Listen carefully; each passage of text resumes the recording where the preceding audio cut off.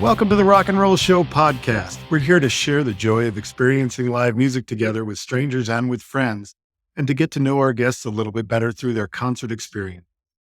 I'm your host, Alex Gadd, and I relate to people best when talking about music. Finding out what bands someone likes and what shows they've been to helps me to understand who they are better. And today we'll be speaking with Mark Hutchison. Mark works in the athletic shoe industry and is a longtime music fan. We connected through his sons who run bookthinkers.com, a marketing firm for authors to help them grow their audiences and supercharge their impact. Mark, welcome to the Rock and Roll Show podcast. Thank you so much. Happy to be here. Yeah, happy to have you. So give us a picture. To start off, I always like to get a sense of our guest's background with music. How did you first get interested in music? Okay, we're going to go way back because Go way back. You're kind of looking at an old guy here. I actually called my sister who lives down in North Carolina, and I asked her because I distinctly remember going to a concert with her because nobody else would go, and she needed somebody to go. There were 2 tickets or whatever. We lived in Fairfax, Virginia, and this is going to sound impossible, but I remembered seeing Procol Harum or Focus, and they had a song Hocus Pocus. Sure. And I called my sister. She said, no, I don't remember those venues, but I do remember dragging you along to a concert here or there. But she says she was influenced. Her love of music came from an aunt of ours, my mother's sister. But I think my sister got me into music because she was always playing albums, and it was a big variety of music. But I think that's where it came from. Okay. So did you play an instrument in school? No, I didn't. I talked my mother into guitar lessons at one point, but I was probably in first grade or very young and couldn't get the frets and couldn't figure it out. Found it very frustrating. My mother played the piano, and I think that my mother probably finished the guitar lessons herself. So she let me off the hook. That's actually a win-win. If it doesn't work for you, at least someone got something. Exactly. So you're into music, you're listening to your sister's music, as it often is with younger siblings. They pick up what their older siblings are listening to. And do you remember that first concert was Procol Harum? Focus? No, those were different. Okay, but those were the earliest 2 concerts you went to. Well, and thinking that, yes, I tagged along with her. The first ticket stub I could come up with came much later. But my sister, with her variety of music, I discovered the Doors and Jim Morrison. And I was probably 10 years old. So I had no idea, would I let my kids listen to Jim Morrison and the Doors? I suppose so now. But there are some things, that were probably completely inappropriate and hidden meanings, which I had no idea about, but love the music. I think I probably bought every album they ever made and then some. Watched documentaries, watched the movie, so on and so forth. Sure. Yeah. I'm just a couple of years younger than you. And I was just over the cusp of the 70s when I got into music. And it sounds like you were right at the cusp when you got into the Doors. And so for me, it was a little more hard rock. And I was into bands like Kiss, Cheap Trick, Meatloaf, things like that. But I was brought up in music by my mom, who was into the Beatles and the Stones and the Motown records. So I had an interesting mix. So first concert you bought a ticket to, what was that? All right. I got to tell you one before that, but I went to California in 1979 when I graduated from high school with a buddy of mine. And the drinking age was 18 back then. Sure. And I went to see the Fabulous Thunderbirds at the Whiskey A Go Go on the Sunset Strip. So technically speaking, again, I can't pinpoint, Focus or Procol Harum, but the Fabulous Thunderbirds. And the guy I went with knew somebody in the band or whatever. So we had a great time. Then I moved back to Massachusetts, and the first ticket stub I could find was the Rolling Stones, the first of many. 1980. Yeah. Hartford Civic Center. And the tickets were $50. Chandler, when I spoke with him, did say that you and I had a lot in common musically, and it started with the Rolling Stones. He also shared a story. What's the first song that you play when you get a new car? Oh, yeah, I've done it. In fact, I bought a car totally by mistake in Toronto, Canada, but I brought the Stones a CD because I knew the car would have a CD player. It'd start me up. Yeah, So I'll sit in the car and I'll play Start Me Up. Start Me Up, I'll never stop. And I've right. I've done that forever. I've done it when my wife and I bought a Jeep. I do it when I buy my kids' cars, but there's no CD players in cars anymore. So I got to learn how to connect my phone, I think, and Okay, stream. well, I think it's the right song to play if you're hopeful that your car will actually start up. Not only is it a great Rolling Stones song, but it actually is applicable to getting a car. I've I told love them it. 100 times that this car runs on rock and roll. And I say, it doesn't matter if I run out of gas, I'm still going. It doesn't matter because I got the Stones. I love it. That is great. I'd like to make a bumper sticker if that's all right. This car runs on rock and roll. I love it. Yeah. Yes. Let's do it. All right, let's do it. So, what act have you seen the most times in your life? Okay. I did my best. I'm trying to figure this out. And I think I've seen the Stones, um, U2, and the Dave Matthews Band the same number of times. It's 5 or 6 for each of them. That's great. And I, Those are good bands. Those are good bands to choose. yeah, love to have been able to go out to see U2 in the Sphere. That would have been an absolute blast. It looks like a magnificent place to see a concert. But yeah, those three. And I try to see those guys whenever they come around. Sure. Amazing band. Amazing band. So, what's the most recent concert you've seen? That would have been Dave Matthews. Okay. When was that? We have I try to go every year. We have an outdoor venue up here. It's changed names 3 or 4 times that I can remember. It used to be called Great Woods, and then Sure. the Comcast Center. Now it's the Xfinity Center, but it's outdoor, although there is a section of seats that have a roof over them. Uh, Uh, and let me tell you that the last time I saw him, I was absolutely certain that I had seats because they sell lawn seats. mhm. And I thought that I have a roof over my head because it was pouring.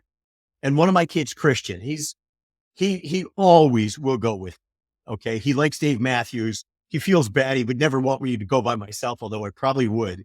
And so it's pouring. I mean, it is an absolute mess. And when we get to where I know my seats are, I start to turn left to go onto the roof. And the woman says, no, no, no, no, you're over there. And I'm like, no, no, no, I'm under the roof. And she says, no, you're not. So we stood in the rain for 3 hours, and Dave Matthews came out late by about 10 or 15 minutes. And he started off with Fool in the Rain. So since we're all standing there in the rain, he's doing Led Zeppelin, Fool in the Rain. So that was a lot of fun. And everybody got a big kick out of that. That's Uh, great. And does Dave Matthews play Great Woods every year or the yes, he Xfinity does. Center every? Yeah. Yeah.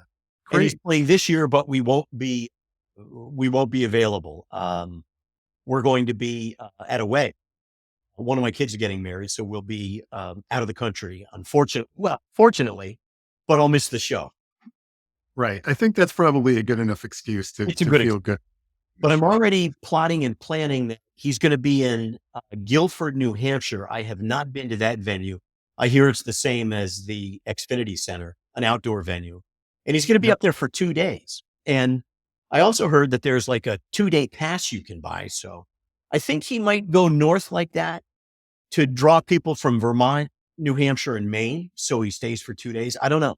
But if that's what Right. he's doing, it's a good idea.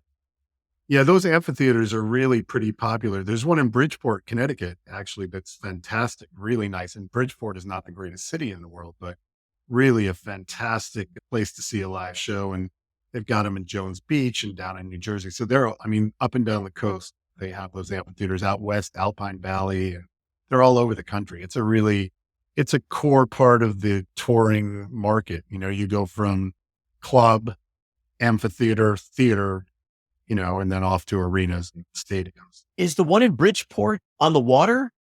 So I haven't seen it. That's interesting. I have an account in Bridgeport called Jimmy's Hip Hop. And so Yeah. I'm in and out of Bridgeport, but didn't know that that would be something I'd be interested in, You get the right Yeah, that's night. not for a drive for you either. And I'm sure Dave Matthews plays there, although I don't know if he's playing there this year, but You know we'll what have to he check. does? He does the Hartford thing, which is the same as the Xfinity Center. In fact, it might be an Xfinity Center. Yeah. All right. Good to know. Well, I'll look out for Dave Matthews Band and I will let you know if they're playing anywhere near us. What is the longest concert you've ever seen? Do you have a sense of what that was? Absolutely. It would have to be Springsteen. I've seen him a couple of times. And yes, I mean, Springsteen. Right here, my from the last tour. there Yes, you the go. last. And with that last tour, was that in New York City or was that? Oh, was at MetLife Stadium in New Jersey, Oh, but it all was right. just this year. Yeah, Okay. there's no place big enough for him to play in Yeah. the city anymore. He'll play the Garden or he'll play in Brooklyn for one night, but that's not enough. So then he goes out and Yeah. plays three So it nights. could have been Gillette Stadium. I also saw him at the Worcester Central. Oh, that was a while ago, though. I would imagine. Oh, yeah. Long time ago. In fact, I almost got arrested that night. Oh, let's hear that story because It's that no is one story. thing that I always want to hear. Has anyone gotten arrested at a show? That is a It's no very important. story. And it was 100% innocent. We had an extra ticket and we were actually I guess we were trying to sell it for face value, but we were going to give it to somebody, but we wanted to make sure because this person was going to be with us. We wanted to make sure that, you know, we could trust that person and whatever. Oh, But the minute I pulled the ticket out and they heard, hey, I've got one ticket, I had the police on me and arm, behind my back and handcuffs were coming. We were able to talk our way out of it, but I know all about scalping and everything, but that is not what we were doing. And I thought, I'm going to miss this show. oh my God, that would have We been were off the horrible. hook. Yeah. In the old days, it was a lot more serious. Now, no one seems to care because you Right. do all the line. It's all done ahead of time. Yeah. And I wouldn't know how to do it today anyway, because everything's in your telephone. Yeah, sure. What's your number? I'll send you the ticket, give me the cash. But yeah. I So love it. now the longest were Springsteen and he does them all. You know that. And he's got one of my Yeah. favorite songs of all the time, Which is what? Racing in the Streets. Oh, so you are a true Springsteen fan then, because people, when they list their favorite Springsteen songs, they say Born to Run, Thunder Road, Rosalita, Dancing in the Dark, whatever. Racing in the Streets is truly a magnificent piece of songwriting. Beautifully realized song. I agree. In fact, there's an acoustic. No, it's not acoustic. I don't know where the concert was, but it's 9 minutes long and it almost makes me cry. It's just beautiful. Just Me, spectacular. every time I hear it, I get the chills. It's a brilliant it's a good song about dreams that don't come true and what do you do after that. Yeah, really beautiful. Yeah, it's like you wonder how could he write it because obviously he doesn't have to worry about that like most of us do. But he can get Yeah. right down to the factory floor, or to the hard times in the town.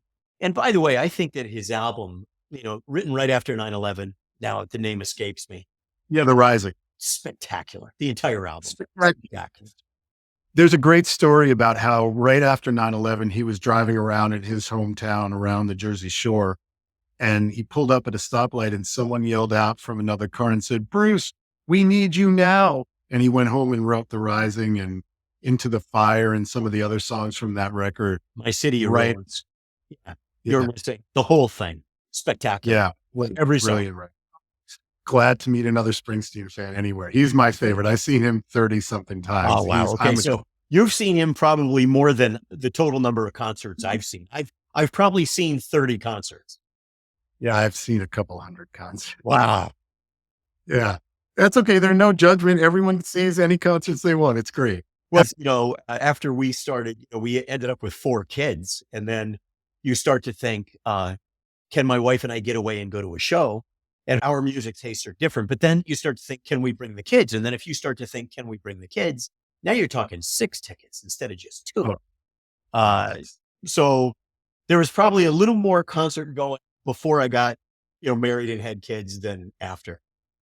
Yeah, understood. And I get that. Have you ever seen a really short concert? Oh, that's a good question. That's a tough one.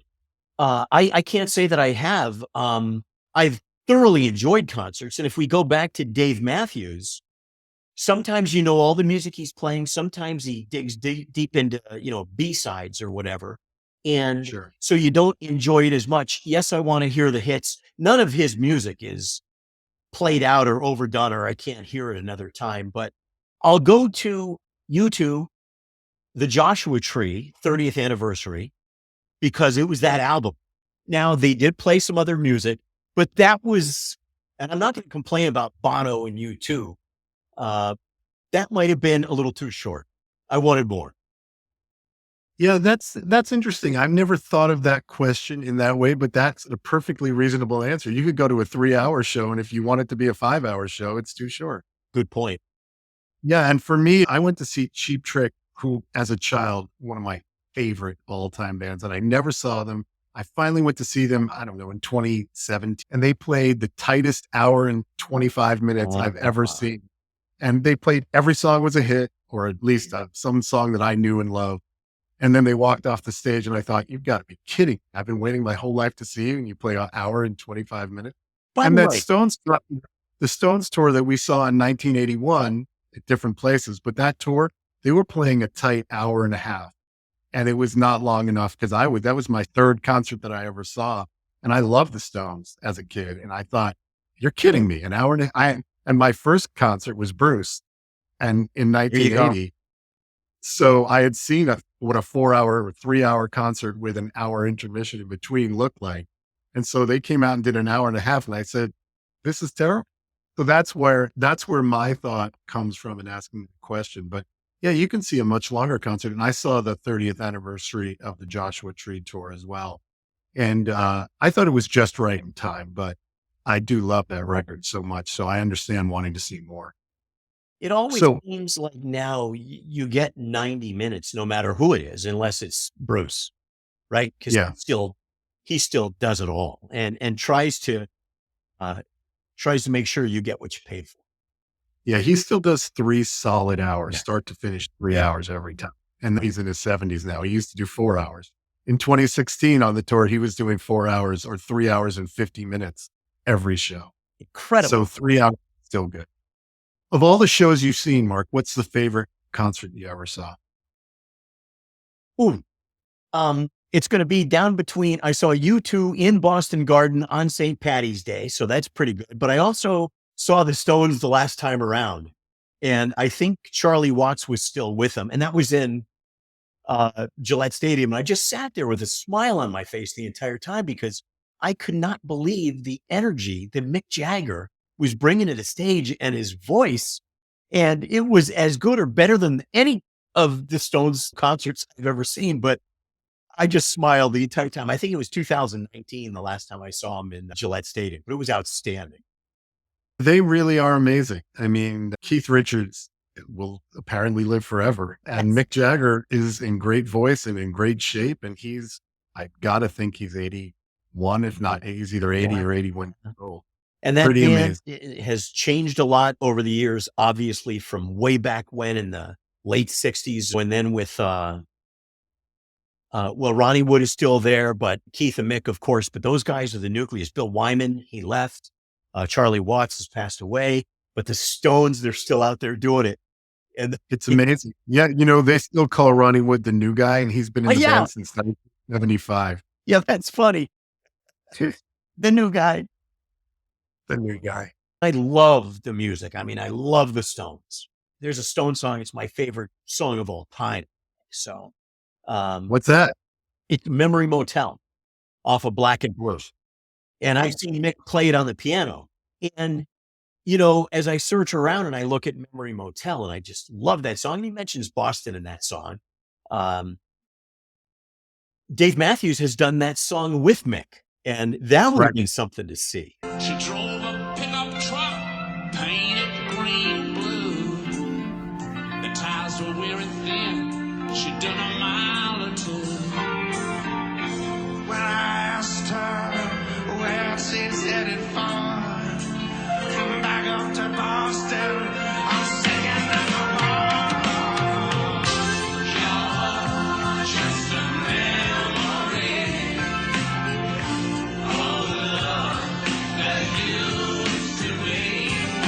I would love to have seen that, but I've watched that video a few times. There's an official release of that too that you can download off of Spotify or Apple Music Oh, as nice. well. Nice. I'll get Chandler to show me how to download something on Spotify. Have you ever gone to see a show and discovered the opening act and become a fan just by seeing them perform live? Yeah, a couple of times. We saw Snow Patrol with U2, and one of my favorite songs again. If I were going to put a list together of, my top 10, top 20 favorite songs, Run by Snow Patrol would be there. And we also discovered Elbow at a Coldplay concert. And Elbow has some outstanding music. Have I followed them? Probably not really, but bought 2 albums and know the 2 albums and listen to them all the time. I have X amount of music in my telephone when I'm mowing the lawn or something like that. So there's nothing better than putting in the earbuds and just going outside, spending the day listening to great music and getting the yard cleaned up.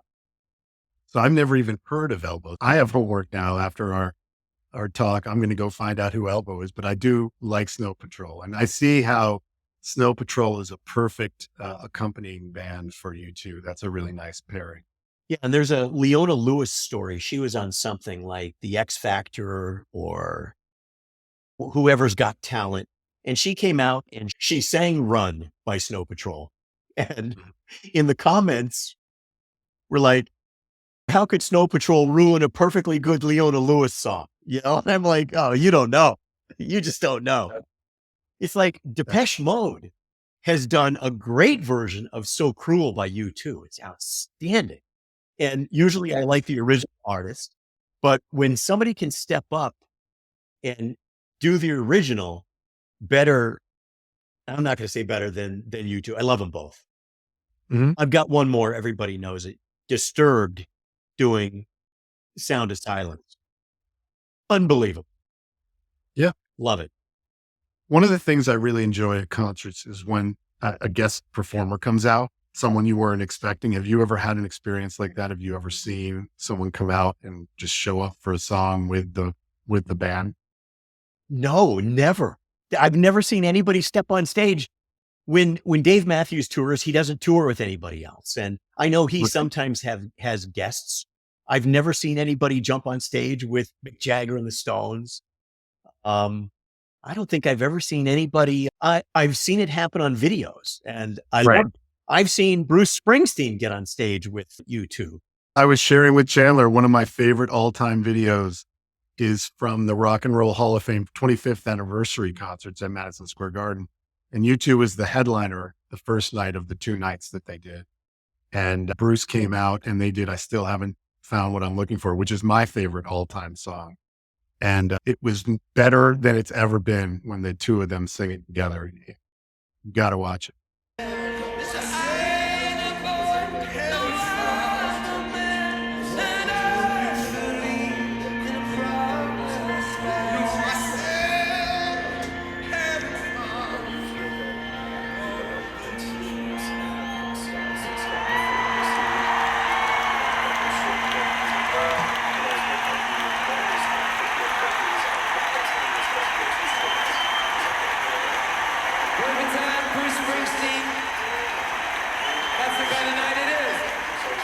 But I've seen mostly Bruce have people out. I've seen Dylan come out and play with Bruce. I've seen Jackson come out and play with Bruce. And lots of people. Like, that's always fun. When you go to see Billy Joel shows at Madison Square Garden, he always brings up someone. He has a monthly show at the Garden.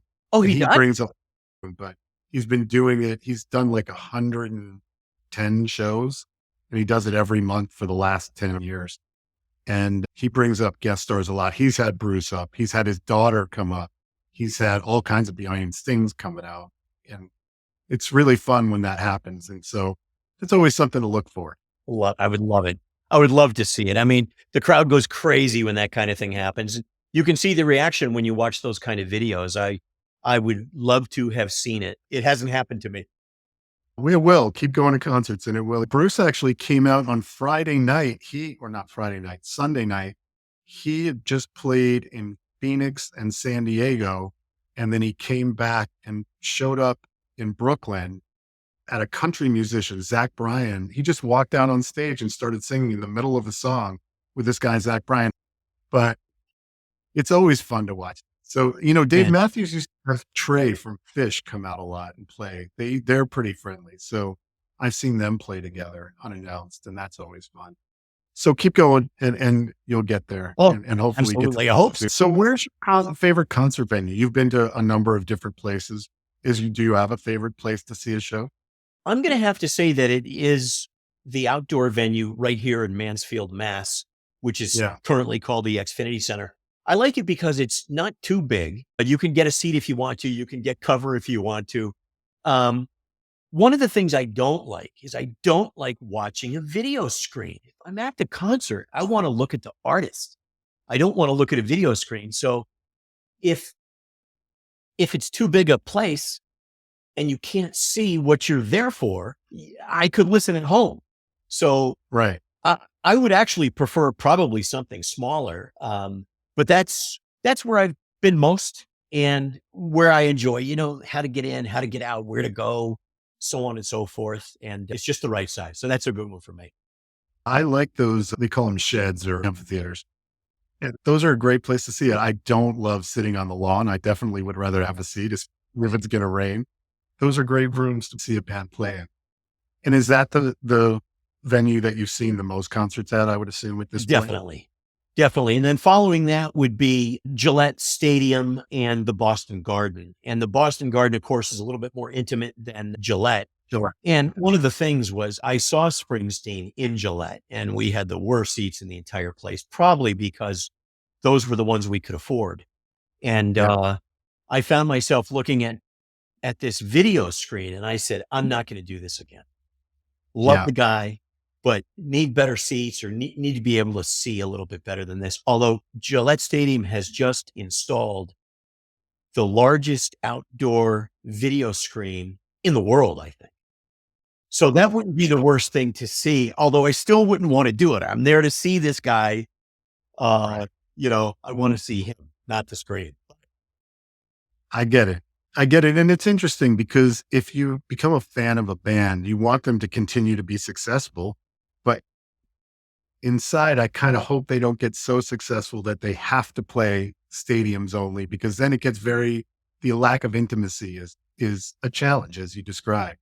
I still go because, unfortunately, many of our favorite bands are nostalgia acts at this point. And so Paul McCartney still goes out on tour every year or every other year, and he has to go to stadiums because he has so many fans. Springsteen, U2, on and on. But then there's the whole second tier of 70s and 80s bands who mostly don't have their original members anymore. And so they play the amphitheater circuit. And so you can see a double bill of Journey and Toto, or Styx and REO Speedwagon. And, you get to see all of the bands that you listened to as a kid, and they've got one or two original members still, and they're playing those smaller theaters. So we've done that once or twice, but the one that immediately comes to mind is we've seen Train and Maroon 5 together, but they don't have to be together anymore. They can do it themselves on their own, but I totally get what you're talking about. Yeah, it's the nostalgia bands, the bands that don't make records anymore, but they still have a huge fan base and need to get out to make money because selling old catalog records no longer is a thing. Exactly. And so the only way to make money in the music business is to tour. And so they all do these package tours, even the bigger bands. I mean, Def Leppard, Motley Crue, Joan Jett were playing shows last year. And that's a lot. That's almost a festival.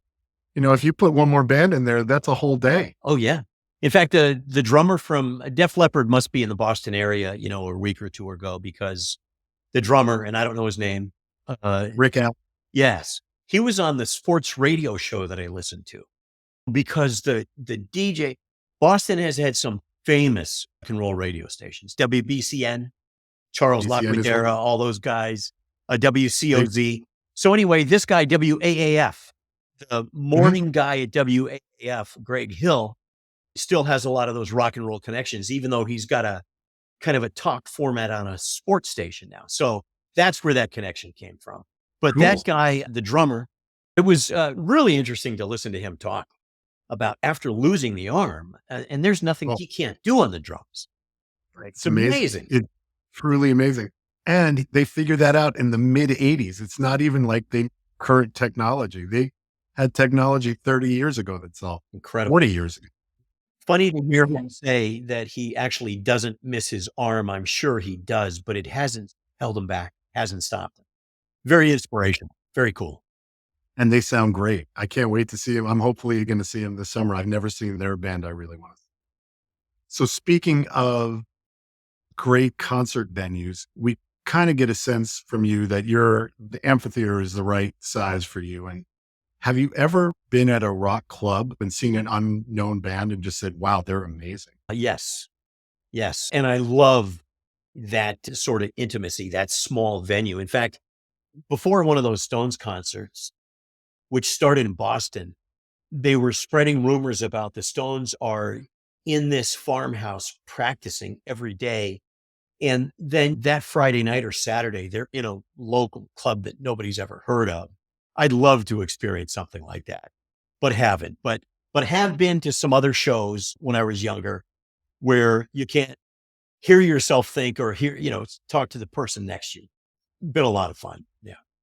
Love that too. That's really fun for me. So do you have a favorite live song, a recording of a live song that you go back to and you never get tired of? For me, it was always Crossroads, Cream doing the Robert Johnson cover of Crossroads. Cream, Ginger Baker. Wow. Yeah, Ginger Baker, Clapton, Jack Bruce, Yeah. and Clapton just singing and playing, in my opinion, one of the greatest recorded solos in history and one of my favorite songs. And that's the live song that I always think of when I think of a great live record, And then also Springsteen doing Racing in the Street. If you can get a live version of that, that is so haunting. Yeah. And it adds a whole level of it when you hear it echoing in the background while Unbelievable. Like I said, it could make me cry listening to that. And then somebody walks in and, I got something in my eye. I'm going to go right back and say Memory Motel. Love that song. Love Mick. A lot of people don't even know Keith sings the background and nobody knows it because they think it's Mick. A lot like Mick singing background for Carly Simon in You're So Vain. When I point that out to people and they listen on good headphones or good speakers, they're like, you got to be kidding me. Mick Jagger with Carly Simon. But one of my favorites probably is Bad by U2. It's a spectacular song. Love it. And he'll modify that song and change the lyrics and do a few different things. Then I can throw a couple of Dave Matthews things in there because he'll turn a 4-minute song into 10 minutes. And that whole band will just go off and you'll hear that melody or that chorus or whatever. And you wonder how these guys, the piano or the organ and the wind instruments and the guitars and an acoustic guitar and how these guys just get to do what they do and they're perfect sync, and then boom, it's over. These guys just look at each other and laugh because they know how good it was. So yeah, it's fun to watch. And those bands, especially that are a little more freeform, really the talent from everything I've understood is just in understanding how to listen to one another and keep track of where you are as a band, not just doing your own thing as a soloist, but jamming as a band and improvising as a band is really a skill. And it comes from years and years. And Dave Matthews Band is particularly really strong. Yeah. There's a video of a 17-minute version of maybe Gray Street in Central Park or something like that. And that's exactly what you're talking about because he'll look over his shoulders and smile or wink, or he'll make a movement and that might say, we're going to do this for 5 more minutes. So, let's go. And Carter Beauford is smiling nonstop the entire time. Just one of the greatest drummers in rock and roll, sorely underappreciated. He's super talented. And it's amazing how that band was put together.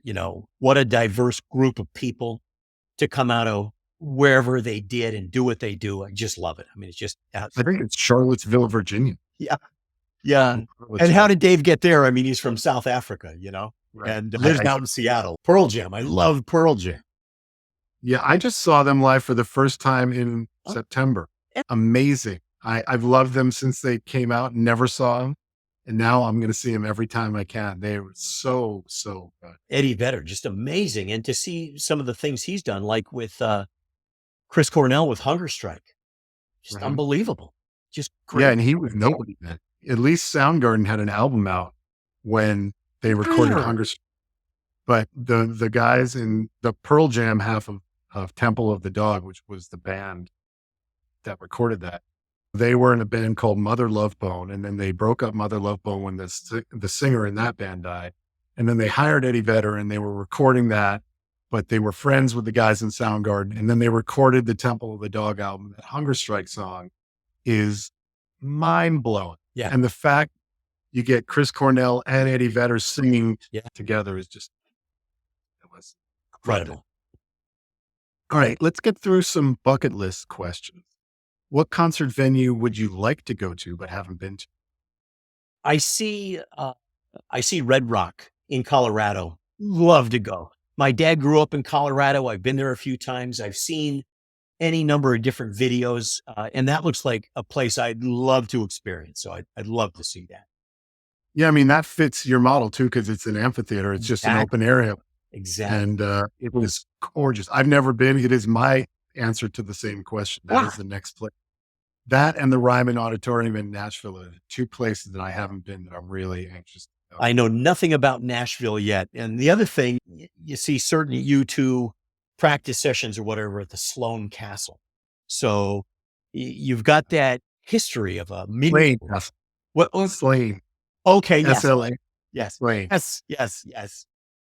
But something like that would be amazing to be in Europe or to be in Ireland or to see something authentic like that. Bruce lives in Ireland apparently more than U2 does. You can go see him there. In the same vein, is there a band or a musician that you'd like to see perform above others that you have yet to see? Yes, but it's impossible. I would love to see Jim Morrison and the Doors. I would love to see the Doors. That's what bucket list questions are all about. It doesn't have to be constrained by reality in any way. That's fine. And I don't know if anybody, I think Ray Manzarek passed away. I don't know if John Densmore or Robbie Krieger is still there, but Robbie Krieger, I think, is still alive. I can consume so much of the documentaries or whatever information I can see and read. And there's still so many unanswered questions, but it's very sad. I love the stuff from the Doors, all of it. And, my kids don't get it at all. They'll hear some songs and they'll understand it, but I love it all. Any album, all the albums, live, whatever. I'd love to hear, I think it was Absolutely Live. I think that was the Doors album. But Jim Morrison was a nut on stage too. He got in a lot of trouble down by you in New Haven, didn't he? He was a great performer, just had so much charisma on stage. I don't know firsthand, of course, but having seen video and read, that's a good one. Really good one. And have you ever met a musician?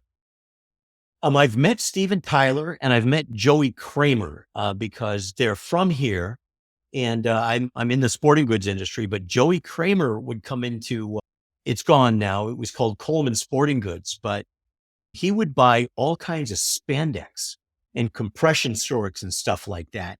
And Steven Tyler, I think one time, he owns a home on Lake Winnipesaukee up in New Hampshire, but I don't know if he still has a home in Massachusetts or not. Joe Perry did. But I remember one time he bought a canoe, and think about, you think he'd send somebody, Right. give me a canoe, but tying you down on the top of a Jeep Grand Wagoneer, I think it was at the time. But those are probably really the only music celebrities. I can't think of anybody else I've met with those guys. And I think Joey Kramer has a coffee business up here called, I think it's Joey Kramer's Rock and Roasters, maybe something like that. They're not always as creative as you'd like them to be, but I don't blame him. He wants to get his name in. Oh, let me tell you quickly about my brother. Okay. My younger brother is a drummer. He was in a band called Bang out of San Francisco 100 years ago. And he saw, they actually had to sell their tickets to try to fill a venue. They had to go out and try to sell their own tickets to guarantee to get the venue. But he tells me he bumped into Joey Kramer one time walking out of a hotel downtown San Francisco. And they're carrying on a nice conversation. And then Joey Kramer's car pulls up And he says, hey, it was good talking to you. And my brother said something. Yeah, let's pick up this conversation next time we see each other. I'm thinking, how's that going to happen? Oh, and I bumped into Alice Cooper one time in Portland, Where? Oregon. Okay. He was sitting having breakfast by himself, and easy to recognize, even though there was no makeup. And I stopped. I'm walking by with my breakfast. It was a buffet style, and I stop and I look at him, and he looks up at me. He's by himself, and I thought, should I sit down, or should I give this man the privacy that maybe he wants, or maybe, you never know with these guys. They might enjoy some company. They don't. It's awkward eating by yourself oftentimes, but just looked at him, smiled, gave him the nod, and kept going, so. Yeah. But that's it. It's a tough, you'd like to think that they'd welcome just a normal person who's a music fan, but isn't a rabid lunatic. Right. Or spending some time with the people that they're actually making music for. But I think they're probably happier just being alone. I think you're right. I don't know for a fact. And you never know. Maybe one day he's happy to be alone and the next day he wants some, you never. And it's almost possible to say something to these guys that somebody hasn't already said 10 times. Yeah, it's interesting. Growing up in New York City, as I did, I saw people all the time. I walked by Lou Reed. I walked by David Bowie in the streets, just they're walking to get coffee or walking to their office or doing whatever it is they're doing. And my attitude has always been just leave 'em alone. Don't even maybe give them the wink or, hey, how are you? But don't talk to them and don't bother them.